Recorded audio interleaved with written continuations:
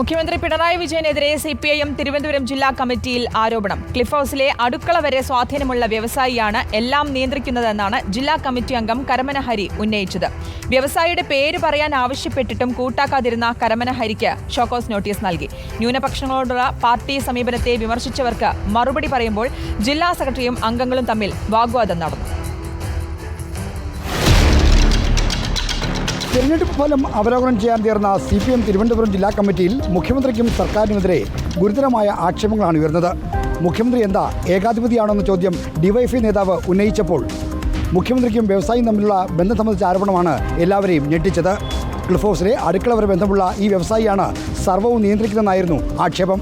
ജില്ലാ കമ്മിറ്റി അംഗം കരമന ഹരിയാണ് ആക്ഷേപം ഉന്നയിച്ചത്. മേൽക്കമ്മിറ്റി പ്രതിനിധിയായി യോഗത്തിൽ പങ്കെടുത്ത എം സ്വരാജ് വ്യവസായിയുടെ പേര് വെളിപ്പെടുത്തണമെന്ന് ആവശ്യപ്പെട്ടു. ആവർത്തിച്ചാവശ്യപ്പെട്ടിട്ടും പേര് പറയാൻ കരമന ഹരി കൂട്ടാക്കിയില്ല. തുടർന്നാണ് ഹരിയോട് വിശദീകരണം തേടാൻ തീരുമാനിച്ചത്. ജില്ലാ കമ്മിറ്റിയിൽ നിരന്തരം പ്രശ്നങ്ങളുണ്ടാക്കുമെന്ന് ആരോപിച്ചാണ് ഷോക്കോസ് നോട്ടീസ്. മുൻ മന്ത്രി കടകംപള്ളി സുരേന്ദ്രനെ പരസ്യമായി വിമർശിച്ചതിന്റെ പേരിൽ മന്ത്രി മുഹമ്മദ് റിയാസിനെതിരെയും യോഗത്തിൽ വിമർശനമുണ്ടായി. റോഡ് തകർന്നു കിടക്കുന്നത് ജനങ്ങളുടെ ഭാഗത്ത് ചൂണ്ടിക്കാട്ടിയ ജനപ്രതിനിധിയെ കോൺട്രാക്ടറുടെ ബിനാമിയാക്കുന്നത് ശരിയാണെന്ന ചോദ്യമാണ് റിയാസിന് നേരെ ഉയർന്നത്.